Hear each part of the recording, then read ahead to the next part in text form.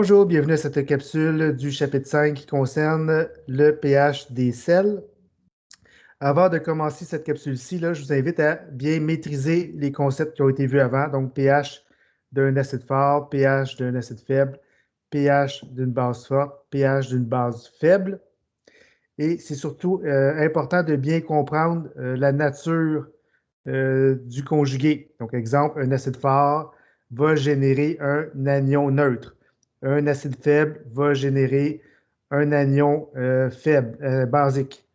Une base forte va générer un cation métallique et la base faible va générer un cation acide. Donc, ces quatre termes-là, c'est vraiment important de bien les comprendre avant de voir la nature des sels, parce que les sels vont beaucoup s'appuyer sur le conjugué. Donc, on n'aura pas l'acide comme tel, on n'aura pas la base comme telle, mais on va avoir le conjugué de l'acide ou le conjugué de la base. Et il va falloir déterminer à l'avance si c'est acide, basique ou neutre. Donc, c'est souvent ça la difficulté, la principale difficulté lorsqu'on fait le pH des sels, c'est de reconnaître de quel type de substance ou quel type de substance on a présent en solution. Donc, on va voir que les sels peuvent être neutres, peuvent être acides, peuvent être basiques, peuvent être amphotères. Donc, on va tout voir ça dans cette capsule-ci. Donc, la capsule va faire, dans le fond, comme un gros résumé de ce qu'on a vu sur les acides forts, acides faibles, bases fortes, bases faibles, parce que ça touche à beaucoup d'éléments du chapitre 5. Donc, je vous amène à ma présentation.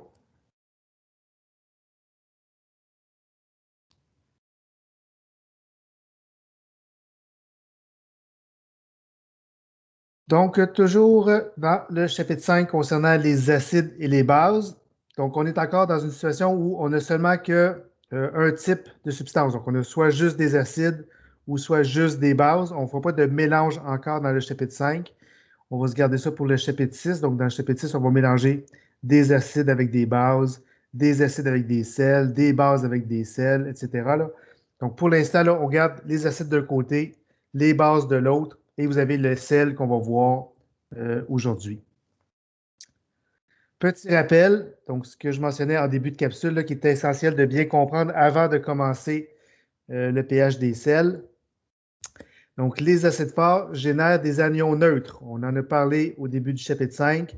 Donc, comme les acides forts se dissocient complètement, donc une seule flèche, bien, l'anion qui est formé ne peut pas revenir en arrière. Donc, c'est pour ça qu'il est neutre. Il ne peut pas capter de H+.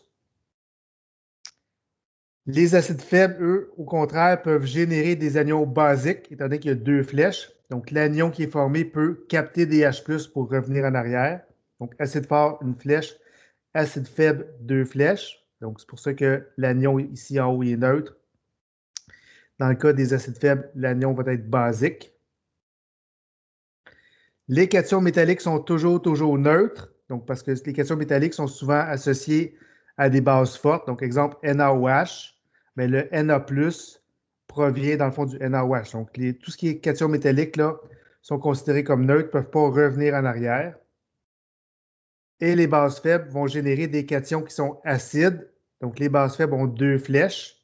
Donc, les bases captent un H+. Donc, comme il y a deux flèches, ben, le cation qui est associé, lui, peut donner un H+. Donc, je vous invite à prendre ça en note. C'est super important pour les sels. Donc, soit les apprendre par cœur, ces quatre rappels-là, mais vous avez les raisons là, dans les capsules précédentes. On a vu ça au début du chapitre 5. Donc, la notion de conjugué. Donc, acide fort génère des anions neutres. Acide faible génère des anions basiques. Cations métalliques sont toujours neutres. Et les bases faibles génèrent des cations qui sont acides. Donc, encore une fois, là, pour les sels, c'est vraiment la difficulté, c'est de voir ces quatre concepts-là. Donc, je vous donne des exemples. Vous allez comprendre assez rapidement pourquoi c'est difficile.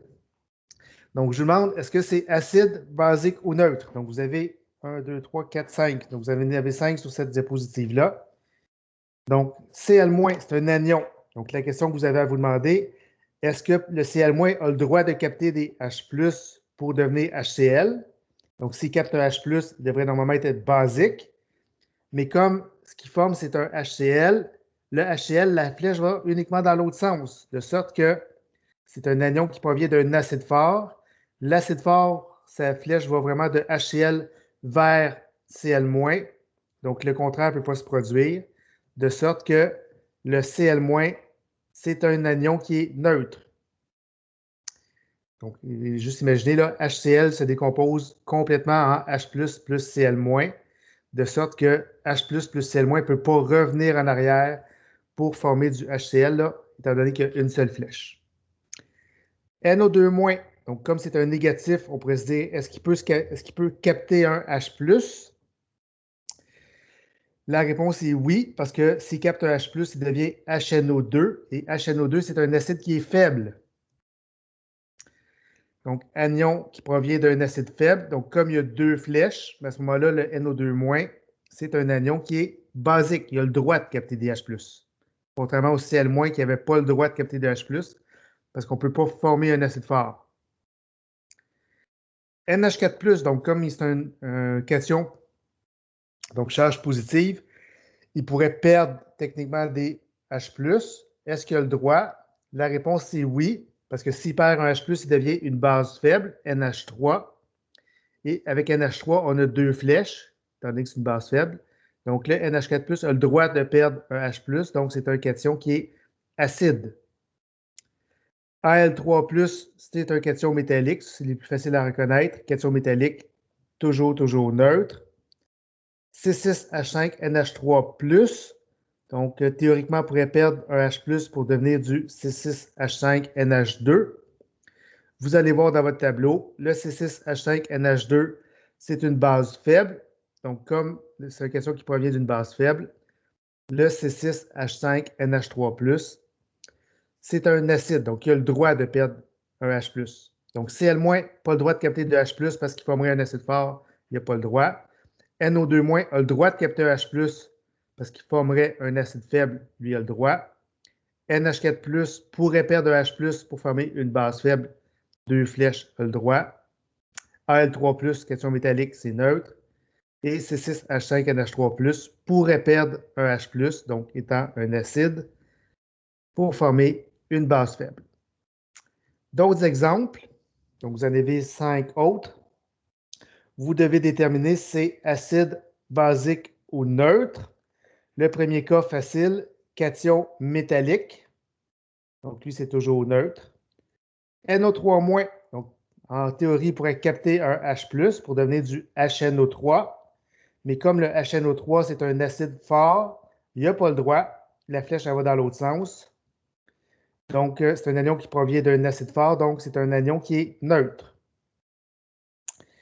F- pourrait capter un H+, pour devenir du HF. Le HF, c'est un acide qui est faible. Et on a le droit de former un acide faible parce que la flèche va dans les deux sens. Donc, comme c'est un anion qui provient d'un acide faible, c'est un ion qui est basique. Donc, il a le droit de capter un H+. Même principe pour le HCOO-.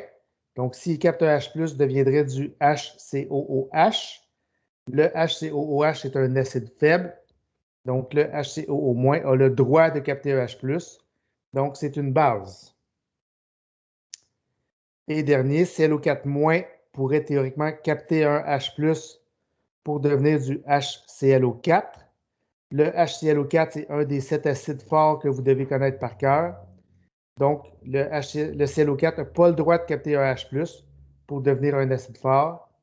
Donc, c'est un anion qui est neutre. Donc là, je ne sais pas si c'est clair, là, mais c'est souvent là la difficulté de voir, est-ce que c'est un cation qui est acide, est-ce que c'est un cation qui est neutre, est-ce que c'est un anion qui est basique.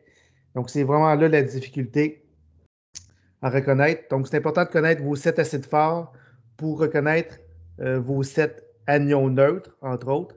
Les cations, s'ils sont métalliques, sont neutres. Les autres, donc les cations qui contiennent l'ion H+, vont être acides. Petit rappel qu'on a vu en début de session. Donc, qu'est-ce qu'un sel? Donc, un sel, ça peut être quatre choses. Donc, un cation métallique avec un anion non métallique. Donc, exemple, NaCl. Ça peut être un cation métallique avec un anion polyatomique. Exemple, le phosphate de calcium. Donc, n'oubliez pas que les sels, là, la somme des charges doit toujours donner 0. Donc, respectez ça. Ça peut être un cation polyatomique avec un anion non métallique. Donc, exemple, NH4F. Donc, NH4+, qui est un cation polyatomique, F- qui est un anion non métallique. Et ça peut être un cation polyatomique avec un anion polyatomique. Donc, exemple, NH4,2SO4, donc sulfate d'ammonium. Donc, ça, c'est les 4 possibilités de sel. Aussitôt que vous voyez une de ces 4 possibilités-là à côté d'un composé, ce n'est pas un acide, ce n'est pas une base, c'est un sel. Donc, identifiez-le comme tel, là. Sauf s'il y a l'ion OH-, on peut mettre sel ou base forte, là. Mais si vous avez une des 4 possibilités, on indique sel. Donc, comme mentionné en début de capsule, le sel peut être neutre, peut être acide, peut être basique ou peut être amphotère. Lorsqu'on veut résoudre le pH d'un sel, il y a 3 étapes à suivre. Première étape, aussitôt que vous avez le mot sel, donc aussitôt que vous voyez une des 4 possibilités de sel, vous dissociez votre sel en cation et en anion. Donc, il y a toujours 2 parties, la partie cationique, la partie anionique. Donc, aussitôt que vous avez le mot sel, séparez-le en 2. Identifiez chacun des segments. Donc, c'est là la difficulté. Donc, est-ce que c'est une partie qui est acide, une partie qui est basique, une partie qui est neutre? Donc, faites ça pour les 2 segments de votre sel. Et ensuite, vous allez faire la résolution selon la nature du segment. Donc, est-ce que c'est une partie qui est acide, une partie qui est basique, une partie qui est neutre? Donc, on va faire la résolution à partir de là. Donc, on va voir les 2 premiers termes pour l'instant. Le troisième, on va y revenir un petit peu plus tard. Donc, vous avez un exemple ici qui est le chlorate de lithium. Donc, vous voyez, c'est un cation métallique avec un anion polyatomique. Donc, aussitôt que vous voyez ce type de composé-là, vous mettez sel et vous le dissociez tout de suite en 2 segments. Donc, la partie positive et la partie négative. Et maintenant, vous devez vous demander, est-ce que le Li+, peut affecter mon pH? Donc, est-ce que c'est acide, basique ou neutre? C'est un cation métallique, donc cette partie-là est neutre. Maintenant, on fait le même questionnement par rapport au chlorate, donc ClO3-. Est-ce que c'est un acide, une base ou un neutre? Donc, c'est sûr que ce n'est pas un acide, il ne contient pas de H+. Est-ce qu'il aurait le droit de capter un H+? Donc, c'est la question qu'il faut se demander. S'il capte un H+, il deviendrait du HClO3. Et le HClO3, c'est un acide fort que vous connaissez par cœur. Et on n'a pas le droit de former des acides forts parce que la flèche, elle va dans l'autre sens. De sorte que mon ClO3- ne peut pas capter de H+. Donc, ce n'est pas une base. Donc, dans ce cas-ci, ça va être un anion qui est neutre. Parce qu'il provient, c'est un anion qui provient d'un acide fort. Donc, globalement, ma partie positive est neutre, ma partie négative est neutre. Donc, j'ai un sel qui est neutre. Deuxième exemple, le chlorite de sodium, donc NaClO2. Donc, partie cation métallique avec un anion polyatomique. Donc, c'est un sel. On le dissocie en 2 parties. Partie positive, partie négative. La partie positive, c'est un cation métallique. Donc, automatiquement, c'est neutre. La partie négative, donc, on ne peut pas libérer de H+, on n'en a pas.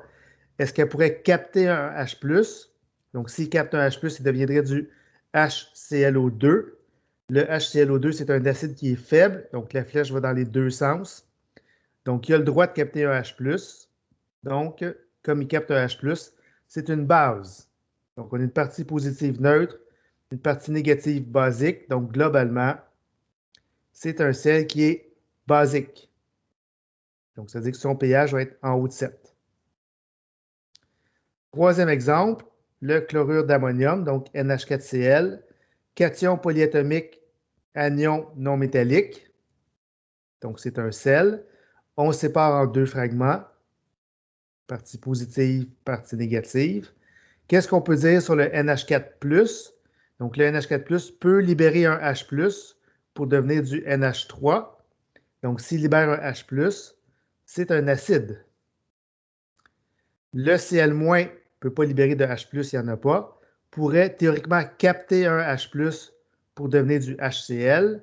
Mais comme le HCl, c'est un acide qui est fort, la flèche elle va dans l'autre sens. Donc, le Cl- n'a pas le droit de capter de H+ pour donner du L. Donc, c'est un anion qui est neutre. Donc, partie positive acide, partie négative neutre. Donc, globalement, c'est un sel qui est acide. Donc, ça veut dire que son pH va être plus petit que 7. Dernier exemple concernant cette partie-là. Donc, vous avez un cation polyatomique avec un anion polyatomique, donc NH4ClO, donc l'hypochlorite d'ammonium. Donc, c'est un sel qu'on dissocie en deux fragments, partie positive, partie négative.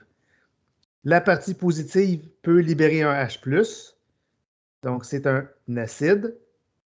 La partie négative, donc elle ne peut pas libérer de H+, elle n'en a pas. Est-ce qu'elle pourrait capter un H+? Donc, si elle capte un H+, ça deviendrait du HClO. Le HClO, c'est un acide faible. Donc, les flèches vont dans les deux sens dans le cas d'un acide faible. Donc, ça veut dire que le ClO- a le droit de capter un H+. Et s'il capte un H+, ça veut dire que c'est une base. Donc, vous avez un sel pour lequel la partie positive est acide, la partie négative est basique. C'est ce qu'on appelle un sel amphotère. Donc, il peut faire les deux. Donc, ça, c'était les deux premières étapes de résolution dans le cas des sels. Dans la prochaine capsule, parce que là, je vois que la capsule est déjà longue, je vais faire une prochaine capsule pour trouver le pH maintenant exact. Donc, pas juste dire c'est acide ou basique ou neutre, là. On veut avoir une valeur numérique de pH. Donc, c'est l'étape 3 de la résolution, là, résoudre selon la nature du segment. C'est ce qu'on va voir dans la prochaine capsule.